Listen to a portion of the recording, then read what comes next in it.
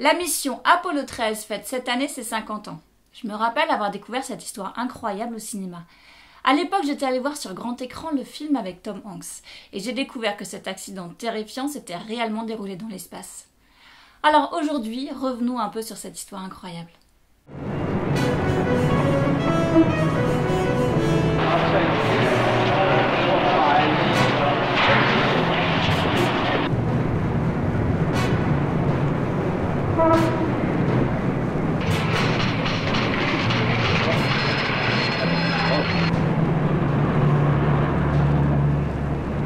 Lord, your astronauts will come back safe.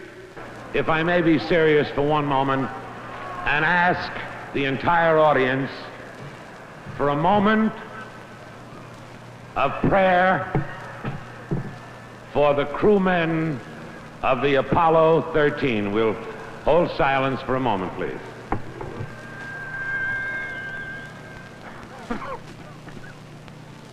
Le 11 avril 1970, 3 astronautes se sont lancés dans l'espace, prêts à être les prochains à marcher sur la Lune. Mais les choses ne se sont pas vraiment déroulées comme prévu. Après Apollo 11 et Apollo 12, c'est la 3e mission qui doit amener des hommes sur la Lune. Le commandant de la mission est Jim Lovell. À 42 ans, il a déjà 3 vols à son actif.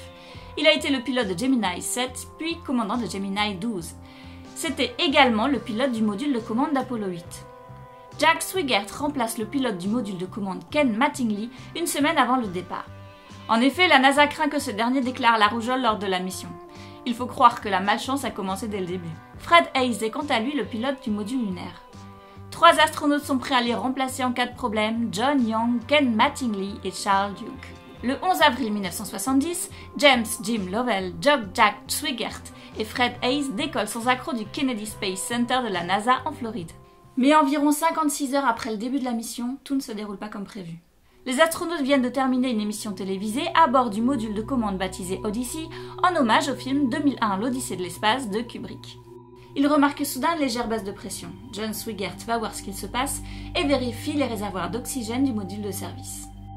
À la demande du centre de contrôle de mission, il lance le brassage par ventilateur de l'oxygène contenu dans le réservoir numéro 2. L'équipage entend un grand bruit. C'est là que Swigert prononce la célèbre phrase « Ok Houston, nous avons eu un problème ici ». Okay, Houston, we've had a problem here. Can say again, please. Houston, we've had a problem. Vous connaissez probablement cette phrase sous la forme « Houston, nous avons un problème ». En réalité, cette forme est une réplique prononcée par Tom Hanks dans le film Apollo 13. Houston, we have a problem. Ce qu'ils ne savent pas, c'est que le vaisseau était déjà endommagé avant leur départ. Le câble d'alimentation du ventilateur était en partie dénudé. Ce câble a provoqué un court-circuit électrique qui a déclenché la combustion de la couche d'isolant entourant le câblage électrique, provoquant le réchauffement du réservoir qui s'est retrouvé à une température de plus de 500 degrés. Suite à la pression engendrée, le réservoir a explosé. À la suite de cette explosion, la puissance et l'oxygène ont rapidement commencé à chuter. La possibilité d'un atterrissage sur la Lune n'a plus de sens. Il faut désormais sauver l'équipage d'Apollo 13. Les astronautes et l'équipage au sol de la NASA doivent immédiatement travailler ensemble et trouver une solution. L'équipage évacue vers le module lunaire appelé Aquarius. C'est désormais leur canot de sauvetage. En s'éloignant d'Odyssey, ils découvrent des dégâts considérables. La question de la trajectoire à prendre est cruciale. En effet, il faut que les astronautes rentrent le plus vite possible. Par contre, il est trop tard pour planifier un retour direct, c'est-à-dire faire demi-tour. En effet, la moindre erreur enverrait les astronautes s'écraser directement sur la Lune. Jen Kranz, le responsable des opérations au centre de contrôle, décide alors de laisser le vaisseau Apollo continuer sur sa lancée. Il pourra ainsi contourner la Lune et revenir sur Terre avec une légère correction de trajectoire durant le trajet de retour. Les 3 astronautes auront alors l'occasion d'admirer la face cachée de la Lune. Par contre, la date de retour est repoussée. L'équipage des 3 astronautes va devoir rester plus de 80 heures dans un module lunaire prévu à la base pour 48 heures et pour alimenter en eau, en air et en énergie seulement 2 personnes. Les astronautes doivent rationner l'eau, ce qui déclenche chez le pauvre Haise une infection urinaire. Non seulement ils sont à l'étroit, mais en plus ils remarquent que le niveau de dioxyde de carbone commence dangereusement à grimper. Aquarius ne peut pas gérer le dioxyde de carbone supplémentaire d'un 3e passager. Il faut donc éliminer l'excès de gaz carbonique qu'il rejette avant qu'il ne devienne toxique. Pour purifier l'air, des cartouches d'hydroxyde de lithium sont utilisées. Une solution serait donc de pouvoir utiliser celle du module de commande, mais ces cartouches sont d'une forme différente de celle du module lunaire, et malheureusement, elles ne cadrent pas tout à fait avec le système de filtration de l'air à bord d'Aquarius. L'équipage doit alors improviser.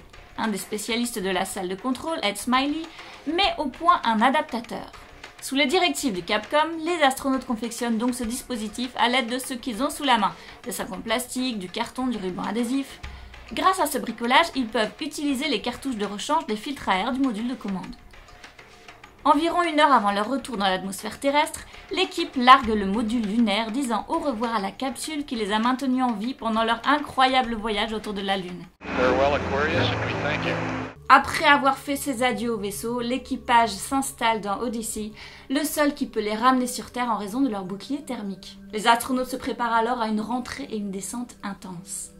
L'air ionisé autour du module crée une panne totale de communication de plus de 4 minutes pendant que l'engin descend. Le personnel au sol de la NASA est inquiet. Si le bouclier thermique a été endommagé par l'explosion dans le module de service, les astronautes risquent de périr calcinés lors de la rentrée atmosphérique. Lorsque l'équipage rétablit finalement le contact et fait savoir qu'il a atterri en toute sécurité et avec succès dans l'océan Pacifique le 17 avril, tout le monde pousse un grand soupir de soulagement. Les centaines de millions de spectateurs qui suivent le sauvetage depuis 4 jours, y compris.